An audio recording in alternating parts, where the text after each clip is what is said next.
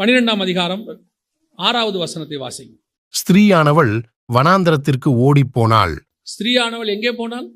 சரி, இந்த ஊழியத்துக்கு கூட்டிட்டு வந்து கர்த்தர் நடத்துறாரு. நடத்துகிற பாதை என்னவா இருக்குது? போற ரூட் என்னவா இருக்கு? வனாந்தரத்துக்கு இருக்குது. பொதுவா இவங்க எல்லாருமே ஏதோ ஒரு வேலையிலிருந்து ஏதோ ஒரு படிச்சுட்டு எங்கேயோ ஒரு இடத்துல இருந்து ஃபுல் டைமுக்கு வந்திருப்பாங்க. கர்த்தர் என்ன செய்வாரு? அதை விட்டுட்டு வான்னு கூப்பிட்டுருப்பாரு. கூப்பிடும் போது வாக்கு தத்தம்லாம் சூப்பரா இருக்கும். தெரியுமா உங்களுக்கு? இந்த கூப்பிடும் போது இருக்கிற வாக்கு தத்தம் இருக்குல்ல, அருமையா இருக்கும். ஆபிரகாம் பார்த்து சொல்லுவார், நீ உன் தகப்பன் வீட்டையும் உன் தேசத்தையும் உன் இனத்தையும் விட்டு நான் உனக்கு காண்பிக்கும் தேசத்துக்கு போ, நான் உன்னை பெரிய ஜாதியாக்குவேன், நீ ஆசீர்வாதமாயிருப்பாய், உன் பேரை. நடுவுல 4 பாலைவனம் கடந்து போனோம். இந்த ஆசீர்வாதம் தான் சொன்னாரே ஒழிய, நடுவுல பாலைவனம் வரும், 110 டிகிரி வெயில் இருக்கும், நடுவில் தண்ணி கிடைக்காத சூழ்நிலைகள் உருவாக வரும். நீ ஒரு இடத்துல நடக்கும் போது சில பாலைவனத்தில் மண் சூடாக இருக்கும், தேவைப்பட்டால் பாலைவன புயல் அடிக்கும். இதெல்லாம் அவர் கிராஸ் பண்ணியிருப்பார் கண்டிப்பா. இதை எதையுமே கர்த்தர் சொல்லல.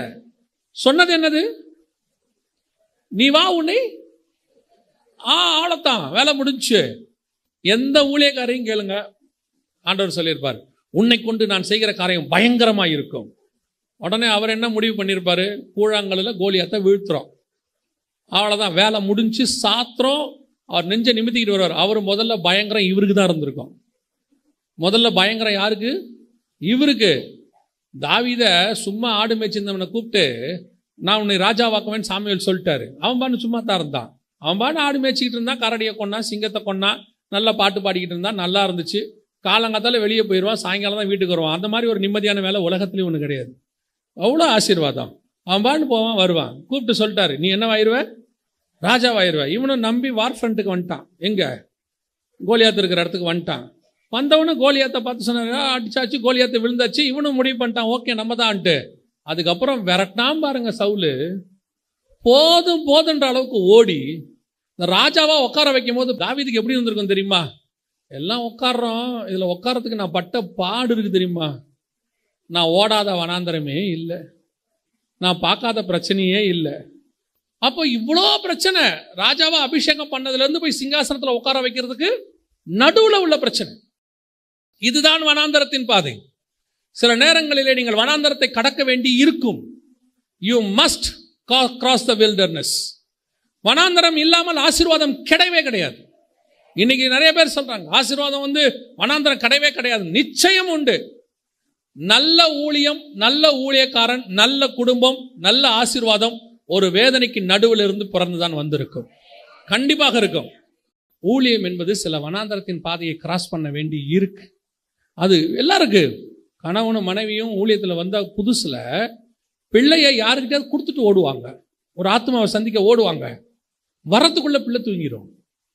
எத்தனை ஊழியக்காரங்க பிள்ளைகள் ஊழியக்காரனை தப்பா நினைச்சிருக்கு தெரியுமா? அப்பா அம்மாவுக்கு நம்ம மேல பாசமே இல்லை, விட்டுட்டு போயிடுறாங்க, கவனிக்க மாட்டேங்கிறாங்க. பக்கத்து வீட்டில் கொடுத்துட்டு போவாங்க, விசுவாசிகிட்ட கொடுத்துட்டு போவாங்க. சில நேரத்தில் விசுவாசி கூப்பிட்டு உட்கார சொல்லிட்டு ஒரு பிரேயருக்கு போயிட்டு வருவாங்க. அவ்வளவு பாடுகளுக்கு மத்தியில தான் ஊழியம் வளர்ந்திருக்கிறது. அதுதான் விதை, அந்த பாதை வனாந்தரம்.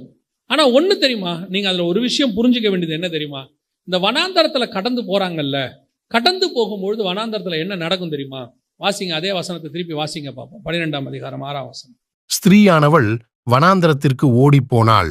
அங்கே 1160 நாளளவும் அவளை போஷிப்பதற்காக தேவனால் ஆயத்தமாக்கப்பட்ட இடம் அவளுக்கு உண்டாயிருந்தது. இது எல்லாத்துக்கும் நடுவுல கர்த்தர் வனாந்தரத்துல நடத்துறாருன்னா கன்ஃபார்மா அந்த வனாந்தரத்துல ஒரு ஆயத்தத்தை செஞ்சுட்டு தான் கர்த்தர் நடத்துவார். அந்த ஆயத்தம் இல்லாம வனாந்தரத்துக்குள்ள கர்த்தர் நடத்துகிறதே கிடையாது. எல்லாரையும் இஸ்ரவேல் ஜனங்களை வனாந்தரத்துக்குள்ள கொண்டாந்துட்டார். 2ஆம் மாசம் 15ஆம் தேதி அவங்க கேட்குறாங்க, எங்களுக்கு சாப்பாடு இல்லை. அவர்கள் சொல்றாங்க, எங்களுக்கு சாப்பாடு இல்லை அப்படின்னு. ஏன் 2ஆம் மாசம் 15ஆம் தேதி வரைக்கும் அவங்க சாப்பாடே கேட்கல அப்படின்னா, அவங்க எகிப்திலேருந்து கொண்டு வந்த மாவு அவங்ககிட்ட இருந்துச்சு, எல்லாம் முடிஞ்சிருச்சு, ஒரு மாசம் எல்லாம் ஓவர். இப்போ சாப்பாடு எல்லாம் தீந்து போச்சு. இப்போ சொல்றார் ஆண்டவர், நாளைக்கு காலையில் மன்னா உங்களுக்கு வரும். ஏன்னா இதெல்லாம் ஆல்ரெடி ரெடியா இருக்கு. உங்களுக்கு எப்ப தேவையோ அதை நான் அப்பொழுது கொடுப்பதற்காக வெயிட் பண்ணிட்டு இருந்தேன். அவ்வளவுதான். உங்களுக்கு கொடுக்க மாட்டேன்னு கர்த்தர் சொல்லல. இப்ப நம்ம என்ன நினைச்சுக்கிறோம், ஒரே நாள் தான், ஐயோ இன்னும் நாளைக்கு சாப்பாட்டுக்கு என்ன பண்ணுவோம். ஆண்டவர் சொல்றாரு, இன்னைக்கு வரைக்கும் நடத்தின நான் நாளைக்கும் நடத்த வல்லமை உள்ளவராய் இருக்கிறேன். அதுதான் கர்த்தர் சொல்றது. வனாந்தரத்தின் பாதை ஒரு நாளும் கர்த்தர் நிர்கதியாய் விடவே மாட்டார். இவர் இந்த ஊழியத்துக்கு தொடங்கின போது இதே மாதிரி வனாந்தரம் எங்கேயோ ஒன்று இடத்துல வந்திருக்கும், கன்ஃபார்மா இருக்கும். எல்லாமே 5-3 அடுக்கா யாருக்குமே அமையறது கிடையாது. கர்த்தர் அப்படி கொடுக்கறது இல்லை. ஏன்னா ஸ்டார்டிங்ல வனாந்தரத்தில் என்ன செய்யறாரு, அப்படி இருக்கிறவங்க இன்னைக்கு இருக்கிறவங்க என்ன யாருன்னு கேட்டீங்கன்னா, திருப்பியும் சொல்றேன், அவங்க அப்பா ஸ்தாபிச்சதா இருக்கும், அவங்க அப்பா கஷ்டப்பட்டு ஸ்தாபிச்சதா இருக்கும்.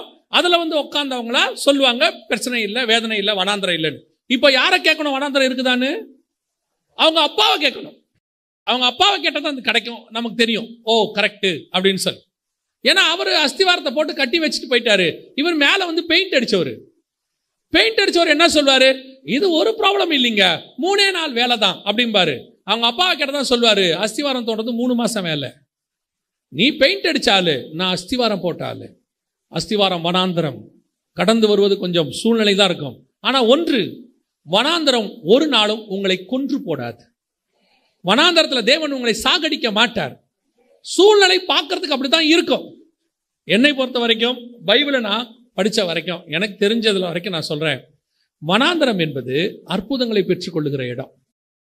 வனாந்தரம் என்பது கர்த்தருடைய கரத்தை நாம் உணர்கிற இடம், விசுவாசம் வளர்ற இடம். வனாந்தரத்துல தான் மேகஸ்தம்பம், வனாந்தரத்துல தான் அக்கினி ஸ்தம்பம், வனாந்தரத்துல தான் மன்னா, வனாந்தரத்துல தான் காடை, வனாந்தரத்துல தான் கண்மலை தண்ணீர், எல்லாமே வனாந்தரம். எப்ப இவங்க பாலும் தேனும் ஓடுற தேசத்துக்கு போனாங்களோ இவ்வளவும் ஸ்டாப் ஆயிருச்சு. அப்ப வனாந்தரத்துக்குள்ள நடத்தும் போது கர்த்தர் சகலவித பாதுகாப்போடு கூட நடத்துவார். இருக்கும், வனாந்தரம் இருக்கதான் செய்யும். யாரும் இங்க இல்லாம இருக்கவே இருக்காது. ஆனால் கடந்து போகும்போது அதுக்கு நடுவுல கர்த்தர் நமக்கு தேவையான எல்லாவற்றையும் உண்டாக்கி இருப்பார். ஸ்ரீயானவள் வனாந்தரத்திற்கு ஓடி போனாள், ஆனால் அவளுக்கு ஒரு இடம் ஆயத்தம் பண்ணப்பட்டிருந்தது. கர்த்தர் ஒரு இடத்தை ஆயத்தம் பண்ணி வச்சிருப்பாரு. எல்லாருக்கும் அப்படித்தான், அத்தனை பேருக்கும். ஊழியத்தின் ஆரம்பிக்கும் பொழுது நமக்கு ஒரு தேவை இருக்கும். அந்த தேவைக்கு கர்த்தர் ஒருத்தரை வச்சிருப்பாரு. ஒவ்வொரு காலகட்டம் வரும்போதும் ஒரு ஆயத்தத்தை கர்த்தர் செஞ்சு வச்சுட்டான். இதுல கூப்பிட்டார். எது வரைக்கும் கூப்பிட்டார் தெரியுமா? 40 வருஷம் அவர்களுக்கு தேவையானதை ரெடி பண்ணி வச்சுட்டு தான் கர்த்தருக்கு வெளியே கூப்பிட்டார். அது மட்டும் இல்ல, அதுக்கு நடுவில் ஆசாரிப்பு கூடாரம் கட்டுறாங்க. அதுல பொன் வெள்ளி எல்லாம் யூஸ் பண்றாங்க, வெங்கலம் யூஸ் பண்றாங்க, ரத்தனங்கள் யூஸ் பண்றாங்க. இவ்வளத்தையும் எகிப்துல இருந்து கொண்டு வர வச்சாரு. இவ்வளவும் வனாந்தரத்துல யூஸ் பண்ணாங்க. பாருங்க, சிட்டியில இருக்கிறவங்க வாழ முடியாத அளவுக்கு அவங்க வனாந்தரத்துல வாழ்ந்தாங்க. சிட்டியில இருக்கிறவங்க இல்லாத அளவுக்கு செழிப்பு எங்க இருந்துச்சு? வனாந்தரத்துல இருந்துச்சு. ஆனா இடம் மட்டும்தான் வனாந்தரம். ஆனா ஆசீர்வாதம் எப்படி இருக்கும் தெரியுமா? சிட்டியில இருக்கிறவனுக்கு கூட அப்படி இருக்காது. கர்த்தர் அந்த அளவுக்கு அவர்களை ஆசீர்வதிச்சார். நான் சொல்வேன், இந்த ஊழியத்தின் பாதையில கர்த்தர் அழைச்ச போது, ஊழியத்தின் பாதை மட்டும் இல்ல, ஆவிக்குரிய வாழ்க்கையில் உங்களை அழைச்ச போது, இந்த உலகத்தில் இருக்கிறவர்களை பார்க்கிலும் நம்ம பார்க்கறதுக்கு ஒண்ணுமில்லாதவங்க மாதிரி இருப்போம். ஆனால் அவர்களை விட கர்த்தர் சந்தோஷமாய் சமாதானமாய் நம்மை வச்சிருப்பார். நான் எப்பவும் சொல்வேன், நம்ம இருக்கிற தோரணையை பார்க்கும்போது நம்ம கஷ்டமே யாருக்கும் தெரியாது. எதுக்கு சொல்றேன்? நம்மளை பார்த்த உடனே அவனுக்கு எப்படி தோணுது? அவன் நல்லா வச்சிருப்பான். நம்ம அப்படி இல்லை, கர்த்தர் நம்மை அப்படி வச்சிருக்கிறார். நம்மளை பார்க்கறதுக்கு அப்படித்தான் இருக்கும், ஆசீர்வாதமா இருக்கும். நான் சொல்லுவேன், இந்த ஊழியத்தின் பாதையில நான் கடந்து வந்த போது எத்தனையோ பிரச்சனை உண்டு. அடுத்த மாசத்துக்கு என்ன பண்ணணுங்கிற அளவுக்குலாம் நான் போன காலம் உண்டு. என்ன பண்ணணும்னு எனக்கு தெரியாது, என்ன நடக்கும்னு எனக்கு தெரியாது. ஆனா ஒண்ணு மட்டும் தெரியும், இதை கடந்து போகிற கர்த்தர் என்னோடு கூட இருக்கிறார், என்னை அவர் கை விட மாட்டார்னு மட்டும் இருக்கும். அதனால எனக்கு துக்கமே வந்ததில்லை. அதாவது பிரமிச்சு நின்னதில்லை. ஐயோ என்ன ஆக போதோ, ஏதாக போதோ. இப்போ கொரோனா வந்துச்சு. கொரோனா வந்த உடனே உங்க எல்லாருக்கும் தெரியும், லாக்டவுன் போட்டாங்க, எல்லா சர்ச்சும் மூடியாச்சு. திடீர்னு மொத்த ஊழியமும் ஸ்டாப். 6 மாசம் எல்லா மீட்டிங்கும் கேன்சல் ஆயிடுச்சு, அப்படியே கேன்சல். ஆனால் நான் சொல்றேன், ஒரு நாள் கூட கர்த்தர் எங்களை ஸ்தம்பிச்சு நிக்க வைக்கல. அடுத்த மாசம் வாடகைக்கு, இப்போவும் வீட்டு வாடகை தான், ஆனா வீட்டு வாடகைக்கு என்ன பண்ணுவோன்னு தோணுனதே கிடையாது எனக்கு. ஏன்னா கொரோனாவுக்கு முன்னாடி இருந்ததை விட கொரோனா பீரியட்ல கர்த்தர் என்னை பத்திரமா பார்த்துக்கிட்டார், ஆசீர்வாதமா பார்த்துக்கிட்டார். அதான் சொல்றேன், வனாந்தரம் வரும், ஆனால் கர்த்தர் ஆயத்தம் பண்ணின ஆயத்த ஸ்தலம் ஒன்று அங்கே இருக்கும். அதை அந்த ஆயத்தம் பண்ணிட்டு தான் கர்த்தர் உங்களை கூப்பிட்டுருப்பார் வெளியே.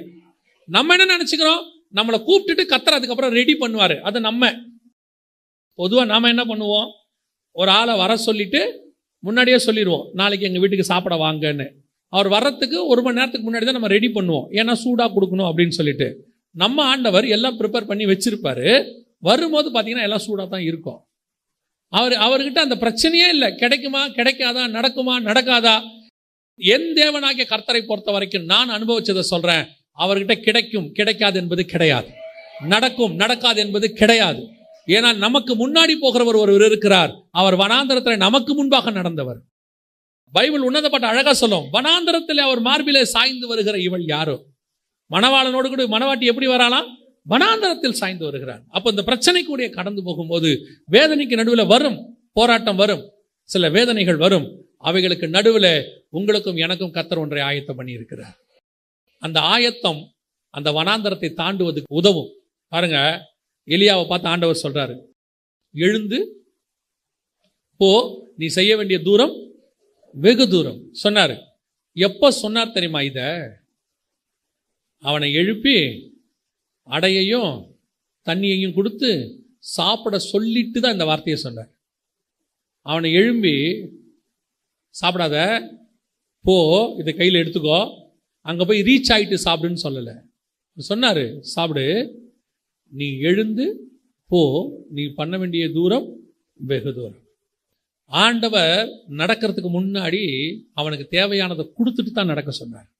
ஆயத்தம் பண்ணி வச்சுட்டு தான் நடக்க சொன்னார். அப்போ வனாந்தரத்துக்குள்ளே நடந்து போகும்பொழுது ஆண்டவர் ஆயத்தம் பண்ணாம நடக்க சொல்லல. ஏதோ சரி போப்பா, சில கம்பெனியில சொல்லிடுவாங்க, நீங்க போயிருங்க, அந்த இடத்துக்கு போயிட்டு வேலையை முடிச்சுட்டு ரிப்போர்ட் கொடுங்க. இவங்க சேல்ஸ் எக்ஸிக்யூட்டிவா இருப்பாங்க, பஸ் பிடிச்சி போய் அங்கே ஏறி அங்கே இருக்கிற கிடைக்கிற ஒரு லாட்ஜில் போட்டு அது அந்த லாட்ஜில் இருந்து வேலையெல்லாம் முடிச்சுட்டு வந்து கணக்கு எழுதி கொடுக்கணும். இங்கேருந்து பஸ் சார்ஜ் எவ்வளவு, லாட்ஜ் ரூபாய் எவ்வளவு, எவ்வளோ சாப்பிட்டோம் எல்லாம் எழுதி கொடுத்து கிளைம் பண்ணி வாங்கிக்கணும். அதான் ஆஃபீஸோடைய இது, கிளைம் பண்ணி வாங்கணும். எப்போ வேலையை முடிச்சுட்டு வாங்கணும். ஆனால் நம்ம ஆண்டவர் அப்படி அல்ல, கொடுத்து பலப்படுத்தி அனுப்புகிற தேவன். வனாந்தரத்துக்கு போ, உனக்கு தேவையான எல்லாம் இருக்கும், தைரியமா இறங்குங்க. அழைத்தவர் உண்மை உள்ளவர். நான் ஹெவன்லி கவர்மெண்ட்டுக்கு வேலை செய்கிறேன், என்னை அழைத்த தேவன் ஒரு நாளும் கைவிடவே மாட்டேன்.